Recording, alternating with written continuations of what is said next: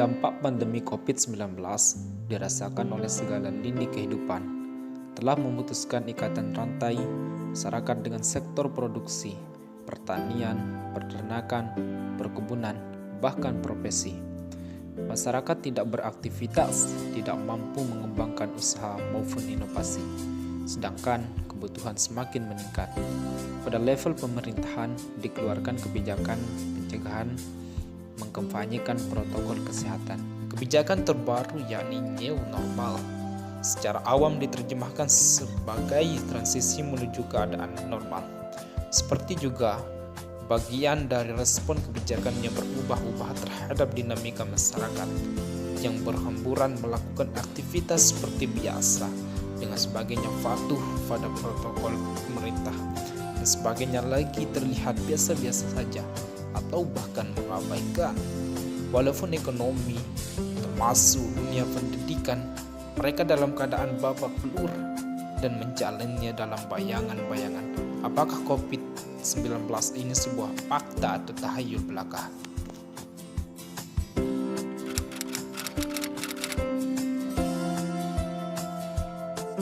Tangkapannya masing-masing gitu loh. Nah, saya waktu itu sambil saya belajar, saya bukan orang yang ngerti betul tentang COVID ini, tapi saya mengalami, mungkin fase-fase saya mengalami bisa kita share dengan masyarakat, minimal ada gambaran yang lebih mendekati lah tentang dari sisi penyakitnya aja. Saya tidak bicara tentang ekonomi, jelas itu ada bidangnya kan.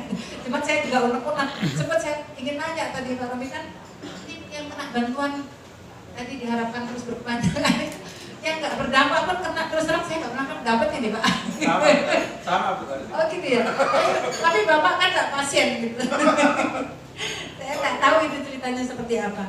Kemudian yang ingin menjadi pertanyaan saya berikutnya adalah kalau kita baca anggaran sampai 700-an ya, perkembangan 700-an T itu apa saja sih prioritasnya, mana sih? Karena T itu dari mana? Apakah dari nyangkut tadi totalnya segitu atau ada anggaran khusus gitu loh? Saya kaget ketika kemudian saya bincang dengan anggota DPR juga mengatakan bahwa banyak ada dana reses yang harus juga dialihkan, kemudian ini dialihkan. Berarti yang 700 T itu saya pikir ada anggaran pos khusus lah dari pemerintah untuk itu, termasuk katanya yang untuk ibu kota baru kan dialihkan katanya, walam lah. Itu pengen kita denger aja sebenarnya.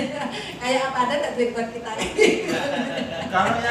Kalau yang saya dengar itu, jadi kalau orang yang sakit itu pasien itu sampai dia meninggal dan pemakaman itu dari A sampai Z-nya itu ada dananya, anggarannya. Tapi, nah, jadi saya nggak tahu kalau ternyata ibu ternyata nggak pernah dapat. Nggak ada. Insentif itu. Nggak ada. Terus sebagai pasien 01 loh ya. Yang penderitaannya lebih yang jelas.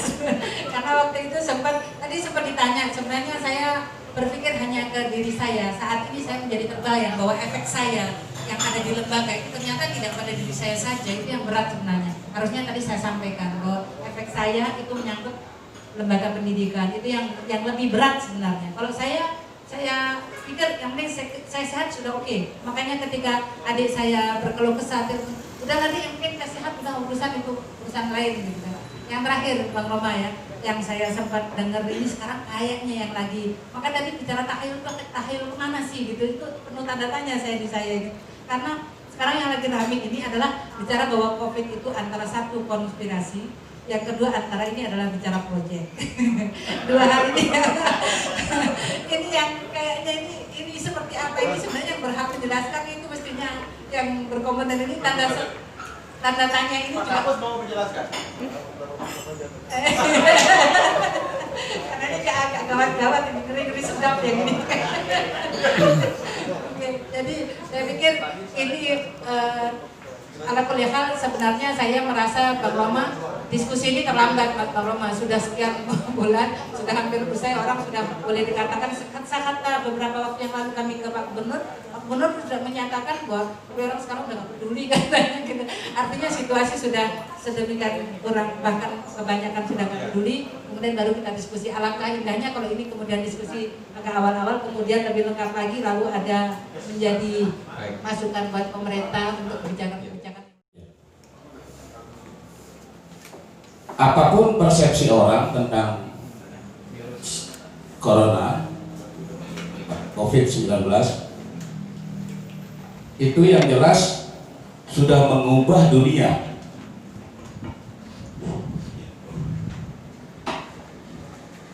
Dan yang paling menyolok bagi kita adalah saat ini, tahun ini, ibadah haji tidak bisa dilaksanakan.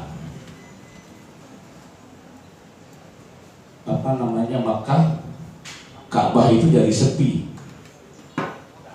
Ya. Iya. Kemudian semua sekolah tutup. Ini fakta. Dan ini harus kita sikapi. Sehingga terpaksa anak-anak kita belajar jarak jauh. Inilah faktanya.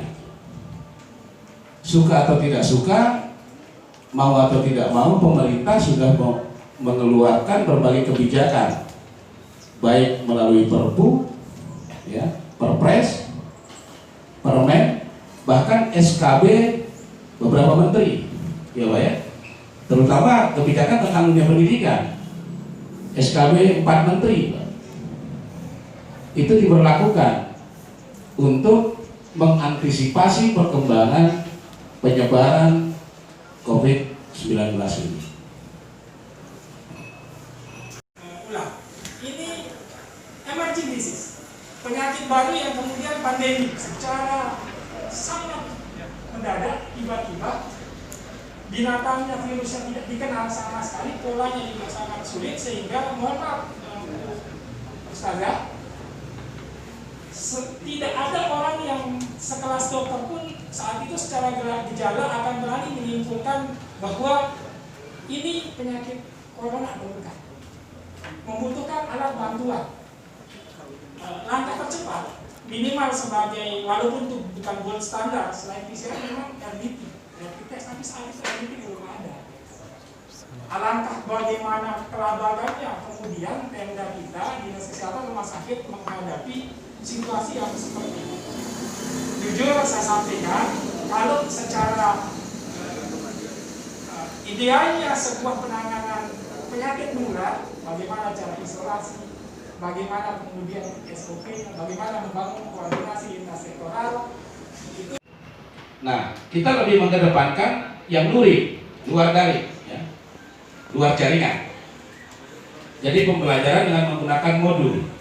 Ini yang lebih kita kedepankan, karena kita tahu kondisi bahwa seperti tadi ada perbedaan tingkat ekonomi orang tua dan sebagainya dalam menyediakan fasilitas belajar daring itu.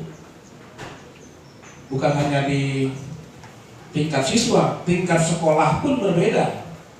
Sekolah sendiri, bahkan gurunya, kemampuan guru dalam IT juga berbeda-beda, sehingga tidak semuanya bisa melakukan daring secara utuh. Nah, kita lebih mengedepankan pada pembelajaran luring dengan menggunakan modul. Nah, ini kita sudah merencanakan untuk menyusun modul dalam 1 tahun pembelajaran ini ke depan ini, 1 tahun pelajaran ini.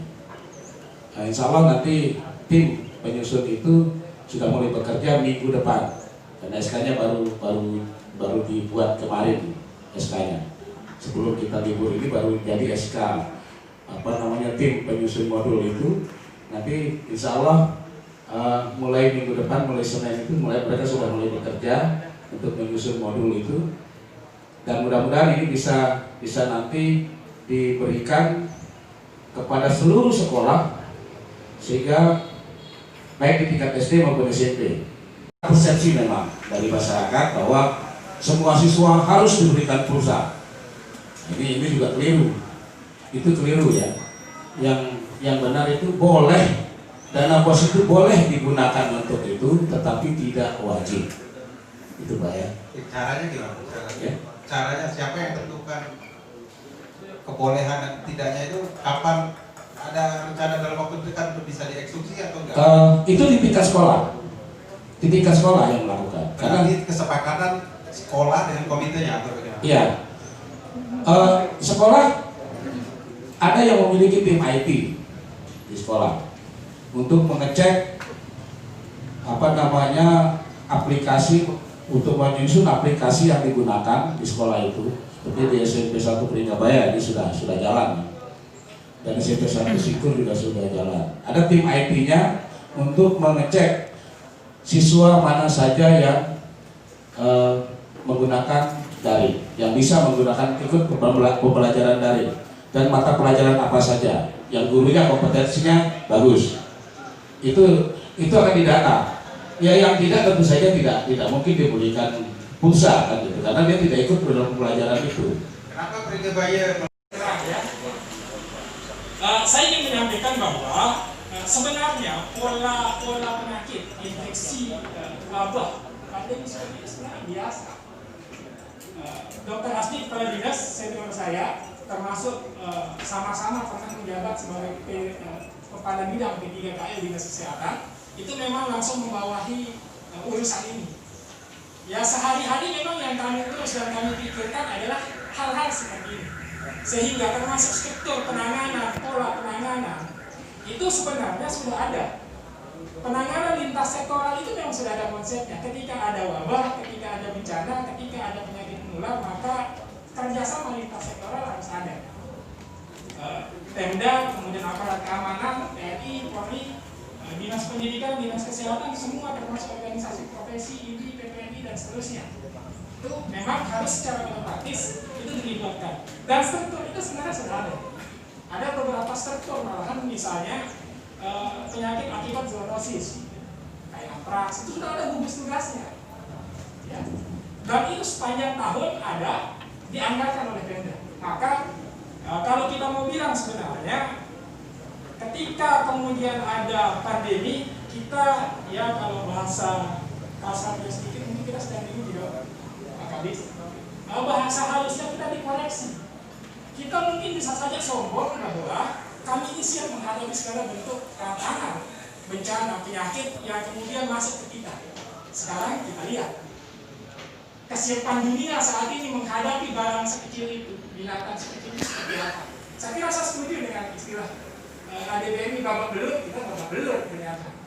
Padahal ini tidak objektif, sehingga paling mungkin tidak lah. Itu bahasanya entah menghibur diri atau agak bagaimana gitu kan. Sampai saya berkali-kali berobat. Nah, hari ke-13 hari Senin yang bisa berjalan di Bapak tadi, saya memang sebenarnya memutuskan untuk rawat inap itu karena saya rawat batuk. Jadi hanya masuklah sini ke apa yang saya rasakan. Yang spesifik saya rasakan. Yang pertama, demamnya menurut saya sangat cepat. Kalau dari ditanya apakah ini sakit yang paling berat, saya rasa juga tidak. Saya juga tidak pernah sakit yang parah bagaimana. Ini sama-sama dengan sakit-sakit yang lain. Jadi waktu demam hari Rabu pagi itu saya masih ada kerjaan di internet. Duhur itu sudah mulai tidak enak. Jam 3 saya sudah mulai panas. Dan kemudian saya ke dokter.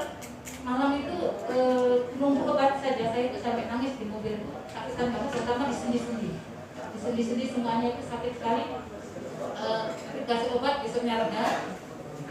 Kemudian besoknya sudah mulai batuk lagi, makin dalam batuk. Jadi saya tidak sesak, tapi lebih ke batuk. Ke batuk saya yang agak keras dan batuknya tidak gitu berobat.